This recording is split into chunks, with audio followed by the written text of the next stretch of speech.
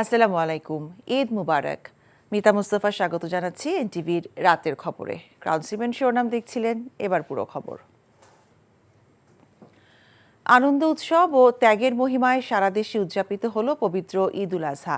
জাতীয় ঈদগায় ঈদের প্রধান জামাতে অংশ নেন প্রধান উপদেষ্টা ডক্টর মোহাম্মদ ইউনূস সহ নানা শ্রেণী পেশার মানুষ। শফি মাহমুদ সাগরের রিপোর্ট।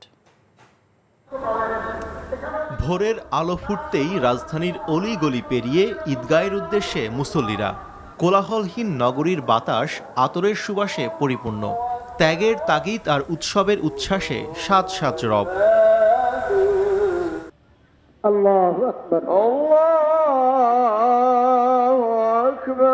রাজধানীর জাতীয় ঈদগাহে সকাল 7:30টায় অনুষ্ঠিত হয় ঈদুল আজহার প্রধান জামাত। হাজারো মুসল্লির সাথে নামাজে অংশ নেন প্রধান উপদেষ্টা সহ দেশের বিশিষ্ট ব্যক্তিরা। মোনাজাতে ছিল পাপ মোচনের ফরিয়াদ। পরিবারের সঙ্গে খুবই আনন্দে কাটাই, তো ঈদের দিন বলে কথা। নামাজ পড়তে পেরেছে এত মানুষের সাথে এক কাতারে, আলহামদুলিল্লাহ অনেক ভালো লেগেছে। নামাজ শেষে পরিবারের সদস্যদের নিয়ে পশু কুরবানি করেন মুসল্লিরা। শফি মাহমুদ সাগর, এনটিভি নিউজ, ঢাকা। গণতন্ত্র ছাড়া কোনো ব্যবস্থাই রাষ্ট্রের জন্য কাজ করতে পারে না বলে জানিয়েছেন বিএনপি চেয়ারপারসন বেগম খালেদা জিয়া। রাতে চেয়ারপারসনের গুলশানের বাসায় স্থায়ী কমিটির সদস্যরা তাঁর সাথে ঈদ শুভেচ্ছা বিনিময় শেষে সাংবাদিকদের কথা জানান বিএনপি মহাসচিব মির্জা ফখরুল ইসলাম আলমগীর। যিনি বাংলাদেশের রাজনীতির গুণগত পরিবর্তন এনেছেন, সেই নেত্রীর সঙ্গে যখন আমরা কথা বলি, আমাদের স্বাভাবিকভাবেই আমরা নতুনভাবে অনুপ্রাণিত বোধ করি। গণতন্ত্রের প্রতি তার যে আস্থা, তার যে অনুরাগ, এবং তিনি যে বিশ্বাস করেন যে গণতান্ত্রিক ব্যবস্থা ছাড়া কোনো ব্যবস্থাই ঠিক সেইভাবে আপনার রাষ্ট্রের উপকার করতে পারে না। জাতি কোনো যেন-তেন নির্বাচন চায় না বলে মন্তব্য করেছেন জামায়াতে ইসলামের আমির ডাক্তার শফিকুর রহমান। সুষ্ঠু একটা নির্বাচনের জন্য আমরা 4টা কথা বলেছি। সংস্কারটা হতে হবে, বিচার দৃশ্যমান হবে, তারপরে জুলাই ঘোষণা যেটা সেটা হবে, এরপরে নির্বাচনের সমতল মাঠ, সবার জন্য সমান মাঠ তৈরি করতে হবে। উনি ঘোষণা দিয়েছেন একটা তারিখের, কিন্তু এই সুযোগগুলো সৃষ্টি না করলে একটা অর্থবহ নির্বাচন হবে না। ঢাকা দক্ষিণ সিটি কর্পোরেশন এলাকায় কোরবানির পশুর বর্জ্য পুরোপুরি এবং উত্তরে 85% অপসারণ হয়েছে বলে জানিয়েছেন সিটি কর্পোরেশনের কর্মকর্তারা। এর আগে সকালে মধ্যরাতের মধ্যে কোরবানির পশুর বর্জ্য অপসারণ করার কথা জানিয়েছিলেন স্থানীয় সরকার উপদেষ্টা আসিফ মাহমুদ সজীব ভূঁইয়া। নিয়ামুল আজিজ সাদেকের রিপোর্ট। শনিবার দুপুর থেকেই নগরীতে মুষলধারে বৃষ্টি।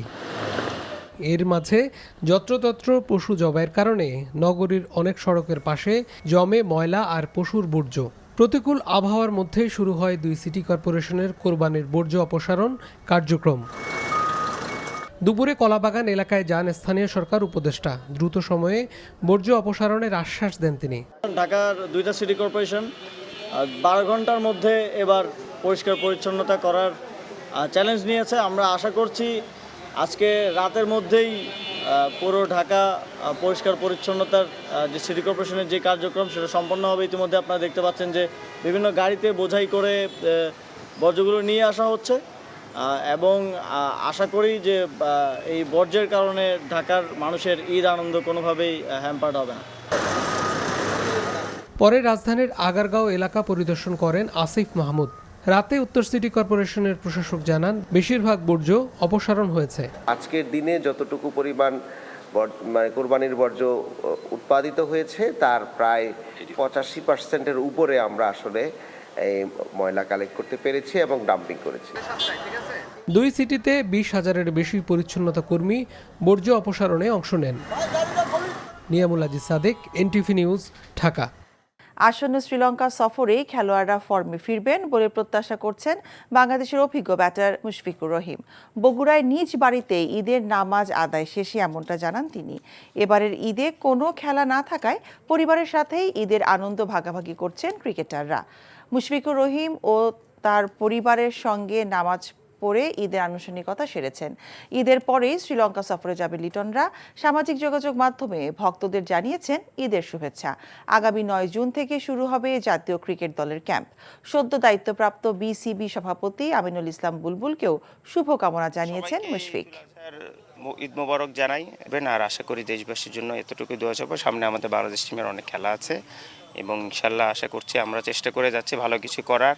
হয়তোবা একটু অতীতে একটু আমাদের এখন রিসেন্টলি একটু পারফরমেন্স খারাপ হচ্ছে, বাট ইনশাল্লাহ আমি আশাবাদী যে শ্রীলঙ্কা সিরিজ থেকে বাংলাদেশ টিম আগের মতো ইনশাল্লাহ ফর্মে আবার ফিরে আসবে। সবাইকে দোয়া।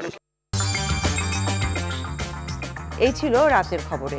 এই খবরের ভিডিও সহ আপডেট জানতে ভিজিট করুন এনটিভি অনলাইন www.ntvbd.com।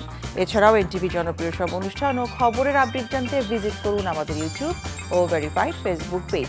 রাত 1টায় মধ্যরাতের খবর দেখার আমন্ত্রণ রইল। সবাইকে ধন্যবাদ।